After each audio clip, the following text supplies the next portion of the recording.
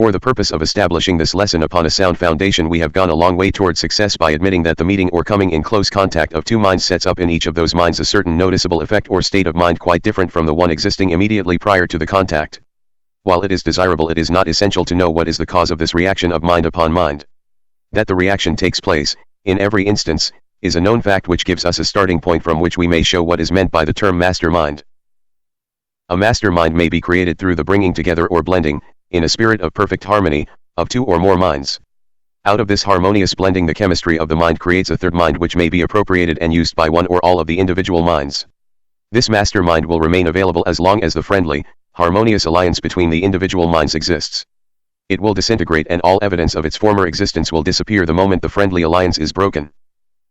This principle of mind chemistry is the basis and cause for practically all the so-called soulmate and eternal triangle cases, so many of which unfortunately find their way into the divorce courts and meet with popular ridicule from ignorant and uneducated people who manufacture vulgarity and scandal out of one of the greatest of nature's laws. The entire civilized world knows that the first 2 or 3 years of association after marriage are often marked by much disagreement, of a more or less petty nature. These are the years of adjustment. If the marriage survives them, it is more than apt to become a permanent alliance. These facts no experienced married person will deny. Again, we see the effect without understanding the cause. While there are other contributing causes, yet, in the main, lack of harmony during these early years of marriage is due to the slowness of the chemistry of the minds in blending harmoniously. Stated differently, the electrons or units of the energy called the mind are often neither extremely friendly nor antagonistic upon first contact, but, through constant association, they gradually adapt themselves in harmony, except in rare cases where association has the opposite effect of leading, eventually, to open hostility between these units.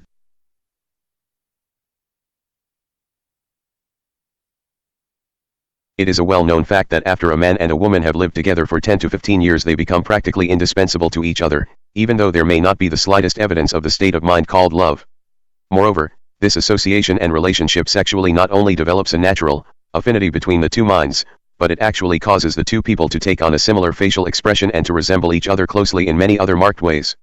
Any competent analyst of human nature can easily go into a crowd of strange people and pick out the wife after having been introduced to her husband. The expression of the eyes, the contour of the faces and the tone of the voices of people who have long been associated in marriage, become similar to a marked degree. So marked is the effect of the chemistry of the human mind that any experienced public speaker may quickly interpret the manner in which his statements are accepted by his audience. Antagonism in the mind of but one person in an audience of 1,000 may be readily detected by the speaker who has learned how to feel and register the effects of antagonism. Moreover, the public speaker can make these interpretations without observing or in any manner being influenced by the expression on the faces of those in his audience. On account of this fact, an audience may cause a speaker to rise to great heights of oratory, or heckle him into failure, without making a sound or denoting a single expression of satisfaction or dissatisfaction through the features of the face. All master salesmen know the moment the psychological time for closing has arrived, not by what the prospective buyer says, but from the effect of the chemistry of his mind as interpreted or felt by the salesman. Words often belie the intentions of those speaking them, but a correct interpretation of the chemistry of the mind leaves no loophole for such a possibility. Every able salesman knows that the majority of buyers have the habit of affecting a negative attitude almost to the very climax of a sale. Every able lawyer has developed a sixth sense whereby he is enabled to feel his way through the most artfully selected words of the clever witness who is lying, and correctly interpret that which is in the witness's mind, through the chemistry of the mind. Many lawyers have developed this ability without knowing the real source of it. They possess the technique without the scientific understanding upon which it is based. Many salesmen have done the same thing.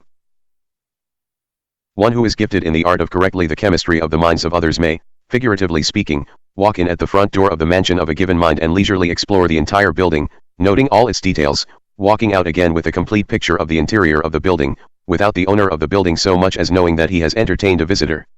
It will be observed, in the lesson Accurate Thinking, that this principle may be put to a very practical use, having reference to the principle of the chemistry of the mind. The principle is referred to merely as an approach to the major principles of this lesson. Enough has already been stated to introduce the principle of mind chemistry, and to prove, with the aid of the student's own everyday experiences and casual observations, that the moment two minds come within close range of each other a noticeable mental change takes place in both, sometimes registering in the nature of antagonism and at other times registering in the nature of friendliness. Every mind has what might be termed an electric field.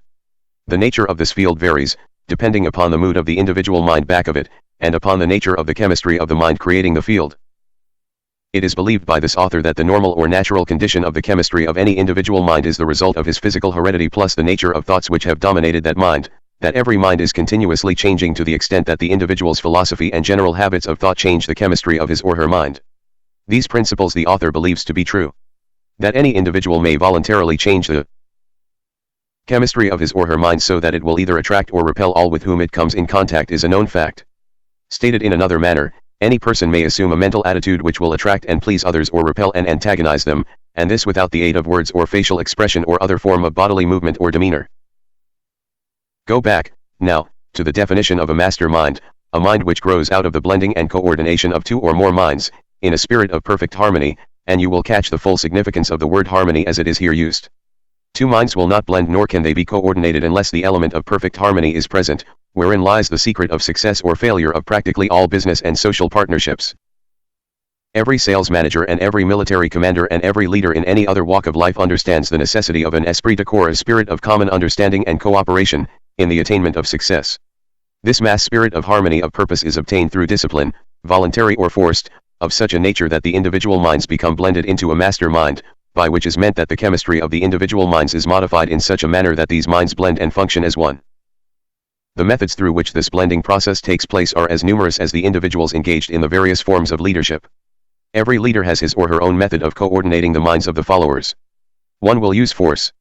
Another uses persuasion. One will play upon the fear of penalties while another plays upon rewards, in order to reduce the individual minds of a given group of people to where they may be blended into a mass mind. The student will not have to search deeply into history of statesmanship, politics, business, or finance, to discover the technique employed by the leaders in these fields in the process of blending the minds of individuals into a mass mind. The really great leaders of the world, however, have been provided by nature with a combination of mind chemistry favorable as a nucleus of attraction for other minds. Napoleon was a notable example of a man possessing the magnetic type of mind which had a very decided tendency to attract all minds with which it came in contact. Soldiers followed Napoleon to certain death without flinching, because of the impelling or attracting nature of his personality, and that personality was nothing more nor less than the chemistry of his mind. No group of minds can be blended into a master mind if one of the individuals of that group possesses one of these extremely negative, repellent minds. The negative and positive minds will not blend in the sense here described as a master mind. Lack of knowledge of this fact has brought many an otherwise able leader to defeat. Any able leader who understands this principle of mind chemistry may temporarily blend the minds of practically any group of people, so that it will represent a mass mind, but the composition will disintegrate almost the very moment the leader's presence is removed from the group. The most successful life insurance sales organizations and other sales forces meet once a week, or more often, for the purpose of what? For the purpose of merging the individual minds into a master mind which will, for a limited number of days, serve as a stimulus to the individual minds. It may be, and generally is, true that the leaders of these groups do not understand what actually takes place in these meetings, which are usually called pep meetings. The routine of such meetings is usually given over to talks by the leader and other members of the group, and occasionally from someone outside of the group. Meanwhile the minds of the individuals are contacting and recharging one another. The brain of a human being may be compared to an electric battery in that it will become exhausted or run down, causing the owner of it to feel despondent, discouraged and lacking in pep. Who is so fortunate as never to have had such a feeling? The human brain, when in this depleted condition, must be recharged, and the manner in which this is done is through contact with a more vital mind or minds. The great leaders understand the necessity of this recharging process, and, moreover, they understand how to accomplish this result. This knowledge is the main feature which distinguishes a leader from a follower.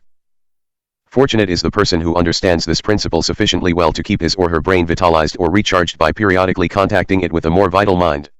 Sexual contact is one of the most effective of the stimuli through which a mind may be recharged, providing the contact is intelligently made, between man and woman who have genuine affection for each other.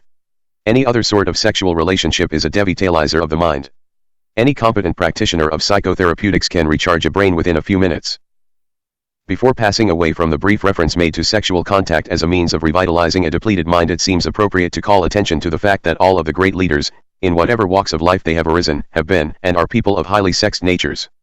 The word sex is not an indecent word. You'll find it in all the dictionaries. There is a growing tendency upon the part of the best informed physicians and other health practitioners, to accept the theory that all diseases begin when the brain of the individual is in a depleted or devitalized state. Stated in another way, it is a known fact that a person who has a perfectly vitalized brain is practically, if not entirely, immune from all manner of disease. Every intelligent health practitioner, of whatever school or type, knows that nature or the mind cures disease in every instance where a cure is effected.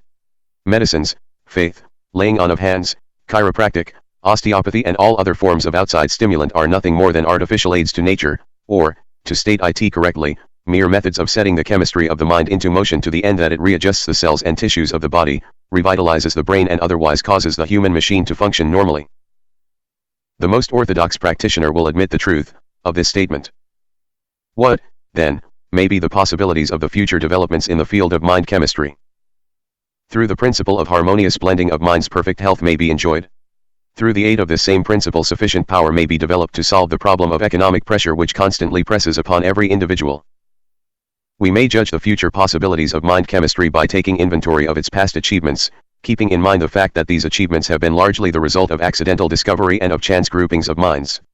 We are approaching the time when the professorate of the universities will teach mind chemistry the same as other subjects are now taught. Meanwhile, study and experimentation in connection with this subject open vistas of possibility for the individual student. Mind chemistry and economic power. That mind chemistry may be appropriately applied to the workaday affairs of the economic and commercial world is a demonstrable fact. Through the blending of two or more minds, in a spirit of perfect harmony, the principle of mind chemistry may be made to develop sufficient power to enable the individuals whose minds have been thus blended to perform seemingly superhuman feats. Power is the force with which man achieves success in any undertaking. Power, in unlimited quantities, may be enjoyed by any group of men or men and women who possess the wisdom with which to submerge their own personalities and their own immediate individual interests, through the blending of their minds in a spirit of perfect harmony. Observe, profitably, the frequency with which the word harmony appears throughout this introduction. There can be no development of a master mind where this element of perfect harmony does not exist. The individual units of the mind will not blend with the individual units of another mind until the two minds have been aroused and warmed, as it were, with the spirit of perfect harmony of purpose. The moment two minds begin to take divergent roads of interest, the individual units of each mind separate, and the third element, known as a master mind, which grew out of the friendly or harmonious alliance, will disintegrate. We come, now, to the study of some well-known men who have accumulated great power, also great fortunes, through the application of mind chemistry. Let us begin our study with three men who are known to be men of great achievement in their respective fields of economic, business and professional endeavor. Their names are Henry Ford, Thomas A. Edison and Harvey S. Firestone. Of the three, Henry Ford is, by far, the most powerful, having reference to economic and financial power. Mr. Ford is the most powerful man now living on earth. Many who have studied Mr. Ford believe him to be the most powerful man who ever lived. As far as is known, Mr. Ford is the only man now living, or who ever lived, with sufficient power to outweigh the money trust of the United States. Mr. Ford gathers millions of dollars with as great ease as a child fills its bucket with sand when playing on the beach. It has been said, by those who were in position to know, that Mr. Ford, if he needed it, could send out the call for money and gather in $1 billion, $1,000 million, and have it available for use within 1 week. No one who knows of Ford's achievements doubts this. Those who know him well know that he could do it with no more effort than the average man expends in raising the money with which to pay a month's house rent. He could get this money, if he needed it, through the intelligent application of the principles on which this course is based. While Mr. Ford's new automobile was in the process of perfection, in 1927, it is said that he received advance orders, with cash payments, for more than 375,000 cars. At an estimated price of $600 per car, this would amount to $225 million, which he received before a single car was delivered. Such is the power of confidence in Ford's ability. Mr. Edison, as everyone knows, is a philosopher, scientist, and inventor. He is, perhaps, the keenest Bible student on earth, a student of nature's Bible, however, and not of the myriads of man-made Bibles. Mr. Edison has such a keen insight into Mother Nature's Bible that he has harnessed and combined, for the good of mankind, more of nature's laws than any other person now living or who ever lived. It was he who brought together the point of a needle and a piece of revolving wax, in such a way that the vibration of the human voice may be recorded and reproduced through the modern talking machine. And it may be Edison who will eventually enable man to pick up and correctly interpret the vibrations of thought which are now recorded in the boundless universe of ether, just as he has enabled man to record and reproduce the spoken word. It was Edison who first harnessed the lightning and made it serve as a light for man's use, through the aid of the incandescent electric light bulb. It was Edison who gave the world the modern moving picture. These are but a few of his outstanding achievements. These modern miracles which he has performed, not by trickery, under the sham pretense of superhuman power, but in the very midst of the bright light of science, transcend all of the so-called miracles described in the man-made books of fiction. Mr. Firestone is the moving spirit in the great Firestone tire industry, in Akron, Ohio. His industrial achievements are so well known wherever automobiles are used that no special comment on them seems necessary. All three of these men began their careers, business and professional, without capital and with but little schooling of that type usually referred to as education. All three men are now well educated. All three are wealthy. All three are powerful. Now let us inquire into the source of their wealth and power. Thus far we have been dealing only with effect. The true philosopher wishes to understand the cause of a given effect.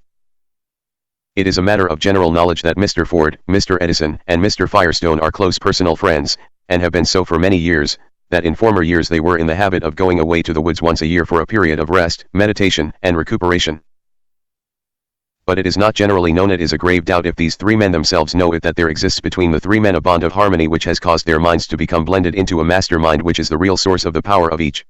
This mass mind, growing out of the coordination of the individual minds of Ford, Edison, and Firestone, has enabled these men to tune in on forces and sources of knowledge, with which most men are to no extent familiar. If the student doubts either the principle or the effects here described, let him remember that more than half the theory here set forth is a known fact. For example, it is known that these three men have great power. It is known that they are wealthy. It is known that they began without capital and with but little schooling. It is known that they form periodic mind contacts. It is known that they are harmonious and friendly. It is known that their achievements are so outstanding as to make it impossible to compare these achievements with those of other men in their respective fields of activity. All these effects are known to practically every schoolboy in the civilized world, therefore there can be no dispute as far as effects are concerned. Of one fact connected with the cause of the achievements of Edison, Ford, and Firestone we may be sure, namely, that these achievements were in no way based upon trickery, deceit, the supernatural or so-called revelations or any other form of unnatural law. These men do not possess a stock of legerdemain. They work with natural laws, laws which, for the most part, are well known to all economists and leaders in the field of science, with the possible exception of the law upon which chemistry of the mind is based. As yet chemistry of the mind is not sufficiently developed to be classed, by scientific men, in their catalogue of known laws. A master mind may be created by any group of people who will coordinate their minds, in a spirit of perfect harmony. The group may consist of any number from 2 upward. Best results appear available from the blending of 6 or 7 minds. It has been suggested that Jesus Christ discovered how to make use of the principle of mind chemistry, and that his seemingly miraculous performances grew out of the power he developed through the blending of the minds of his 12 disciples. It has been pointed out that when one of the disciples, Judas Iscariot, broke faith, the master mind immediately disintegrated and Jesus met with the supreme catastrophe of his life. When 2 or more people harmonize their minds and produce the effect known as a master mind, each person in the group becomes vested with the power to contact with and gather knowledge through the subconscious minds of all the other members of the group. This power becomes immediately noticeable, having the effect of stimulating the mind to a higher rate of vibration, and otherwise evidencing itself in the form of a more vivid imagination and the consciousness of what appears to be a sixth sense. It is through this sixth sense that new ideas will flash into the mind. These ideas take on the nature and form of the subject dominating the mind of the individual. If the entire group has met for the purpose of discussing a given subject, ideas concerning that subject will come pouring into the minds of all present, as if an outside influence were dictating them. The minds of those participating in the master mind become as magnets, attracting ideas and thought stimuli of the most highly organized and practical nature, from no one knows where. The process of mind blending here described as a master mind may be likened to the act of one who connects many electric batteries to a single transmission wire, thereby stepping up the power flowing over that line. Each battery added increases the power passing over that line by the amount of energy the battery carries. Just so in the case of blending individual minds into a master mind. Each mind, through the principle of mind chemistry, stimulates all the other minds in the group, until the mind energy thus becomes so great that it penetrates to and connects with the universal energy known as ether, which, in turn, touches every atom of the entire universe. The modern radio apparatus substantiates, to a considerable extent, the theory here expounded. Powerful sending or broadcasting stations must be erected through which the vibration of sound is stepped up before it can be picked up by the much higher vibrating energy of the ether and carried in all directions. A master mind made up of many individual minds, so blended that they produce a strong vibrating energy, constitutes almost an exact counterpart of the radio broadcasting station. Every public speaker has felt the influence of mind chemistry, for it is a well-known fact that as soon as the individual minds of an audience become en rapport, attuned to the rate of vibration of the mind of the speaker. With the speaker, there is a noticeable increase of enthusiasm in the speaker's mind, and he often rises to heights of oratory which surprise all, including himself. The first 5 to 10 minutes of the average speech are devoted to what is known as warming up.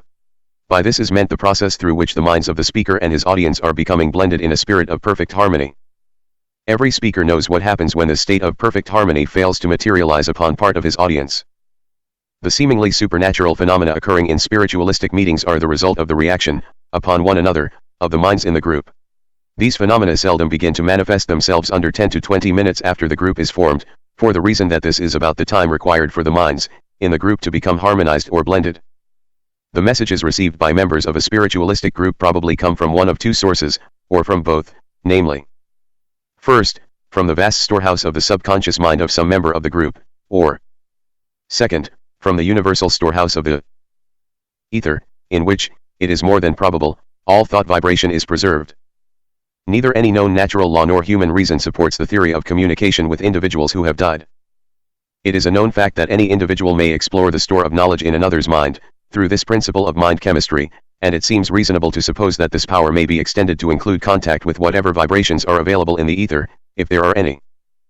The theory that all the higher and more refined vibrations, such as those growing out of thought, are preserved in the ether grows out of the known fact that neither matter nor energy, the two known elements of the universe, may be either created or destroyed. It is reasonable to suppose that all vibrations which have been stepped up sufficiently to be picked up and absorbed in the ether, will go on forever. The lower vibrations, which do not blend with or otherwise contact the ether, probably live a natural life and die out. All the so-called geniuses probably gained their reputations because, by mere chance or otherwise, they formed alliances with other minds which enabled them to step up their own mind vibrations to where they were enabled to contact the vast temple of knowledge recorded and filed in the ether of the universe. All of the great geniuses, as far as this author has been enabled to gather the facts, were highly sexed people. The fact that sexual contact is the greatest known mind stimulant lends color to the theory herein described. Inquiring further into the source of economic power, as manifested by the achievements of men in the field of business, let us study the case of the Chicago group known as the Big Six, consisting of W. M. Wrigley, Jr., who owns the chewing gum business bearing his name, and whose individual income is said to be more than $15 million a year, John R. Thompson, who operates the chain of lunchrooms bearing his name, M.R. Lasker, who owns the Lord and Thomas Advertising Agency, Mr. McCullough, who owns the Parmalee Express Company, the largest transfer business in America, and Mr. Ritchie and Mr. Hertz, who own the yellow taxicab business. A reliable financial reporting company has estimated the yearly income of these six men at upwards of $25 million, or an average of more than $4 million a year per man. Analysis of the entire group of six men discloses the fact that not one of them had any special educational advantages, that all began without capital or extensive credit, that their financial achievement has been due to their own individual plans, and not to any fortunate turn of the will of chance. Many years ago these six men formed a friendly alliance, meeting at stated periods for the purpose of assisting one another with ideas and suggestions in their various and sundry lines of business endeavor. With the exception of Hertz and Ritchie, none of the six men were in any manner associated in a legal partnership. These meetings were strictly for the purpose of cooperating on the give and take basis of assisting one another with ideas and suggestions, and occasionally by endorsing notes and other securities to assist some member of the group who had met with an emergency, making such help necessary. It is said that each of the individuals belonging to this Big Six group is a millionaire many times over. As a rule, there is nothing worthy of special comment on behalf of a man who does nothing more than accumulate a few $1 million. However, there is something connected with the financial success of this particular group of men that is well worth comment, study, analysis, and even emulation, and that something is the fact that they have learned how to coordinate their individual minds by blending them in a spirit of perfect harmony, thereby creating a master mind that unlocks, to each individual of the group, doors which are closed to most of the human race. The United States Steel Corporation is one of the strongest and most powerful industrial organizations in the world. The idea out of which this great industrial giant grew was born in the mind of Elbert H. Gary, a more or less commonplace small-town lawyer who was born and reared in a small Illinois town near Chicago. Mr. Gary surrounded himself with a group of men whose minds he successfully blended in a spirit of perfect harmony, thereby creating the master mind which is the moving spirit of the great United States Steel Corporation. Search where you will, wherever you find an outstanding success in business, finance, industry, or in any of the professions, you may be sure that back of the success is some individual who has applied the principle of mind chemistry, out of which a master mind has been created.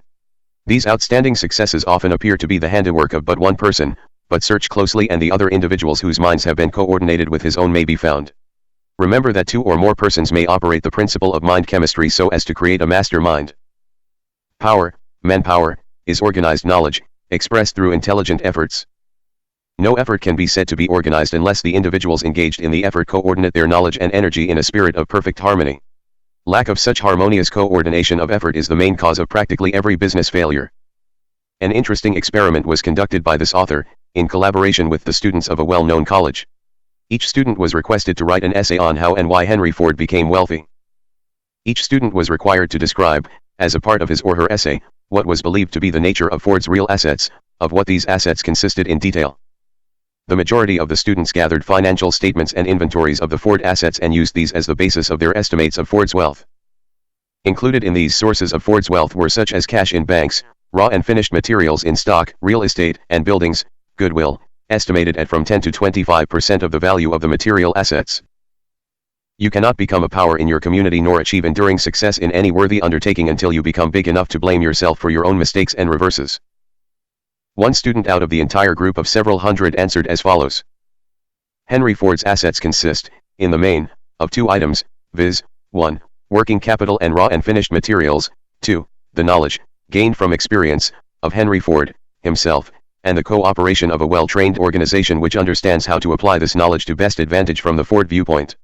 It is impossible to estimate, with anything approximating correctness, the actual dollars and cents value of either of these two groups of assets, but it is my opinion that their relative values are: the organized knowledge of the Ford organization, 75%. The value of cash and physical assets of every nature, including raw and finished materials, 25%. This author is of the opinion that this statement was not compiled by the young man whose name was signed to it, without the assistance of some very analytical and experienced mind or minds. Unquestionably the biggest asset that Henry Ford has is his own brain. Next to this would come the brains of his immediate circle of associates, for it has been through coordination of these that the physical assets which he controls were accumulated. Destroy every plant the Ford Motor Company owns, every piece of machinery, every atom of raw or finished material, every finished automobile, and every dollar on deposit in any bank, and Ford would still be the most powerful man, economically, on earth. The brains which have built the Ford business could duplicate it again in short order. Capital is always available, in unlimited quantities, to such brains as Ford's. Ford is the most powerful man on earth, economically, because he has the keenest and most practical conception of the principle of organized knowledge of any man on earth, as far as this author has the means of knowing. Despite Ford's great power and financial success, it may be that he has blundered often in the application of the principles through which he accumulated this power. There is but little doubt that Ford's methods of mind coordination have often been crude. They must needs have been in the earlier days of this experience, before he gained the wisdom of application that would naturally go with maturity of years. Neither can there be much doubt that Ford's application of the principle of mind chemistry was, at least at the start, the result of a chance alliance with other minds, particularly the mind of Edison. It is more than probable that Mr. Ford's remarkable insight into the laws of nature was first begun as the result of his friendly alliance with his own wife long before he ever met either Mr. Edison or Mr. Firestone. Many a man who never knows the real source of his success is made by his wife, through application of the mastermind principle. Mrs. Ford is a most remarkably intelligent woman, and this author has reason to believe that it was her mind, blended with Mr. Ford's, which gave him his first real start toward power. It may be mentioned, without in any way depriving Ford of any honor or glory, that in his earlier days of experience he had to combat the powerful enemies of illiteracy and ignorance to a greater extent than did either Edison or Firestone, both of whom were gifted by natural heredity with a most fortunate aptitude for acquiring and applying knowledge. Ford had to hew this talent out of the rough, raw timbers of his hereditary estate. Within an inconceivably short period of time Ford has mastered three of the most stubborn enemies of mankind and transformed them into assets constituting the very foundation of his success. These enemies are ignorance, illiteracy, and poverty. Any man who can stay the hand of these three savage forces, much less harness and use them to good account, is well worth close study by the less fortunate individuals. This is an age of industrial power in which we are living. The source of all this power is organized effort. Not only has the management of industrial enterprises efficiently organized individual workers, but, in many instances, mergers of industry have been effected in such a manner and to the end that these combinations, as in the case of the United States Steel Corporation, for example, have accumulated practically unlimited power. One may hardly glance at the news of a day's events without seeing a report of some business, industrial or financial merger, bringing under one management enormous resources and thus creating great power.